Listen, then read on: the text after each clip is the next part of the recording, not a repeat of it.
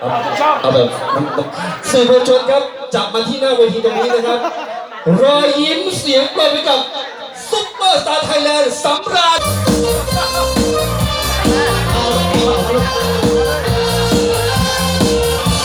คนมันรถบัสครับพี่ชายอยากไปรับอยู่เนี่ยของไทยเอายังเอายัง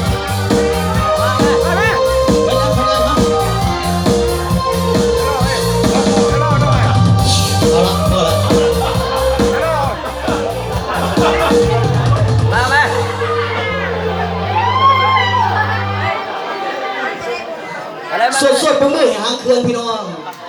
100 200 300 400 500 400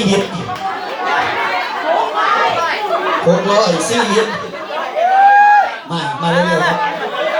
700 400 800 400ครับมาเป็นพันครับยิ่งใหญ่อลังการครับสำราญบุญลาภนักร้องหมอลำจากอีสานจากประเทศไทยหางเครื่องครับสดๆไปไม่แห้งเพื่อนครับเอารอบนี้ลำเพลินยาวลำเพลินอาจารย์ศูนย์ครับ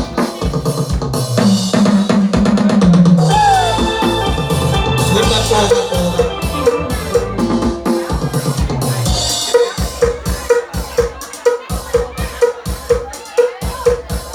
เดี๋ยวกันตั้งรักกัน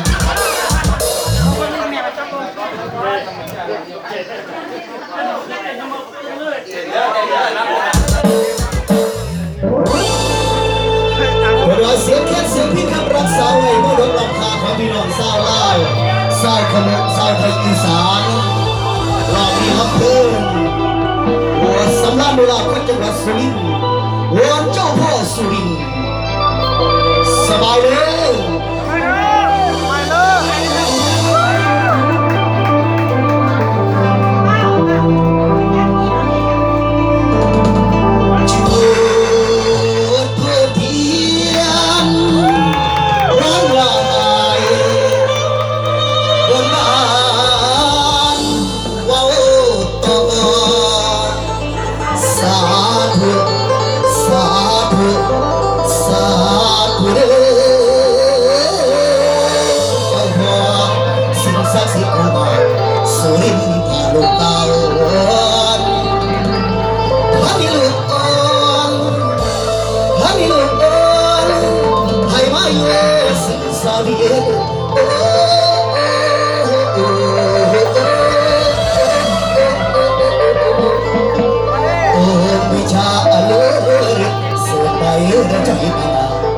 ให้ความดังไปดีให้ความมีเอ้ยเจ้าคือเก่าขอวิญญาณน้อพอเจ้าขอวิญญาณน้อพอเจ้าจงนั่งอยู่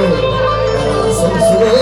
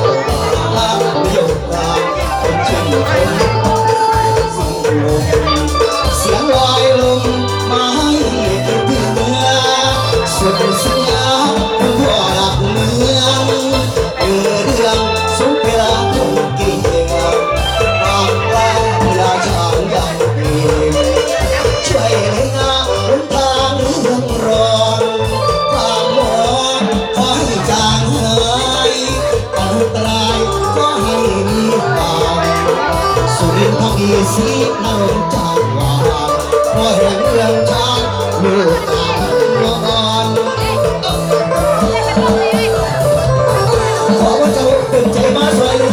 นอนกันบางที่ทานวันตามาสวยเลยนอนวันตามาสวยเลยนอนน้องสนิทลูกผู้ชายลูกน้ำพึ่งผู้ชายเจ้าขอเสียงนะพี่น้อง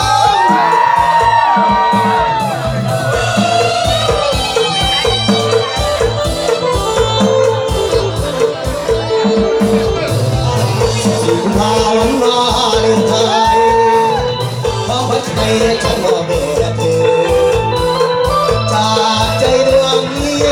ที่มาละเมอ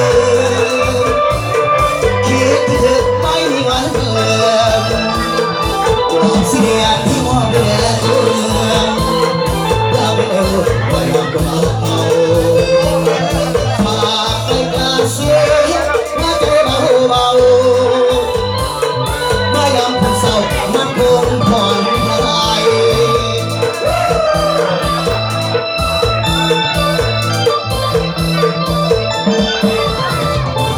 กายมีเสียงสีกุฟ้าลายลำยืนชายที่ไรความเสียงละกินละเขาดังเรื่องเท่หัวหนักความทุกข์รักนั้นจะไม่เหลือลิ้นและมาสานเรื่องบอกรักแบบไหน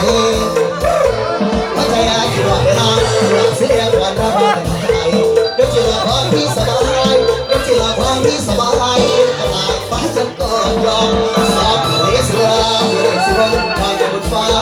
กระต่ายยังปรารถนากระต่ายยังปรารถนาวันนี้เธอพาจะลงพื้นที่เรือสุดชีวิตต่อไปต่อไปแม้มันจะไม่ให้สุขภาพลาแดงเจ้าเอ๋ยฟ้าเจ้าทุ่งฟ้าวันนี้พระจันทร์เจ้าจงคืนมา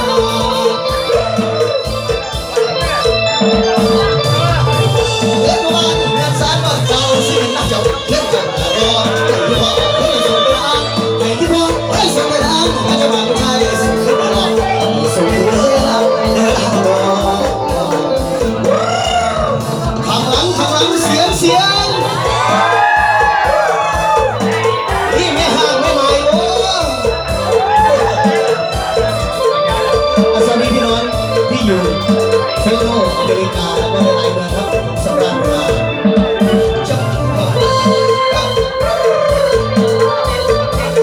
เอาส่งท้ายจะเพลงเลยครับโอ้มีอะไรกันแล้วเอาเป็นจังหวะเป็นลำเตย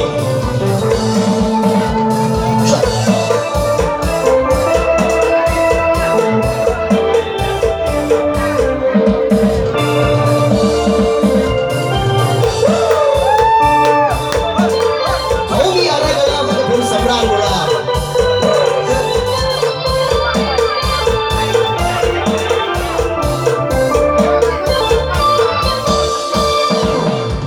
เขามีอะไรกันแล้วสิ้นแววแซวหัวใจของเราสมองเรือเรือนใจเสียเพื่อเพื่อนมาให้ข่าวว่าเธอเอาลิ้นเสือก็ลิ้นคืนได้สมัยเคยพักอี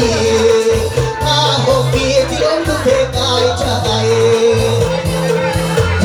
อเจ้าเข้ามาเราสัญญาไม่มีเพื่อน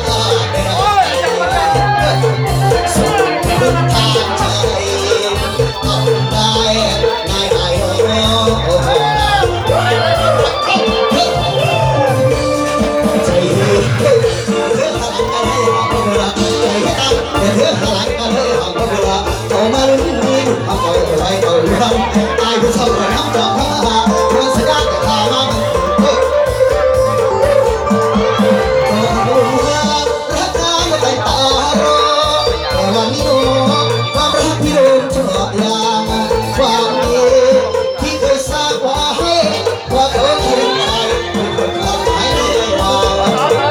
ที่ดีว่าไม่รู้ถึงเขียนนาน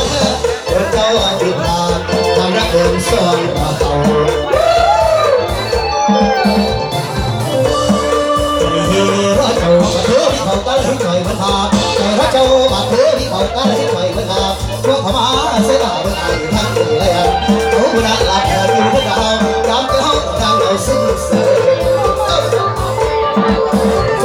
ยงเธอแต่เธอยังมองมา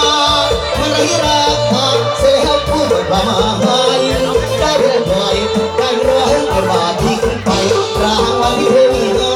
ห้ใจที่แสนเจ็บชาเขามีอะไรกันแล้วสิ้นแววจะร้องให้เธอคืนมาต้องยอมช้ำใจเมื่อหมดความหมายด้วยหัวใจเธอพลาดเธอรู้ร้องยามมีค่าที่ท่านบรรดาไทยเคยดีกับเขาเคยดีกับเขาที่เขาเขาหายไปทั่วละเมื่อเขาเสียผู้ชายเราอีกทีเดียวคนเดียวเป็นเราละไม่ได้มาตายเธอแต่เขาแล้วเราเป็นใครใครเดียวคือผมรักให้เธอทำ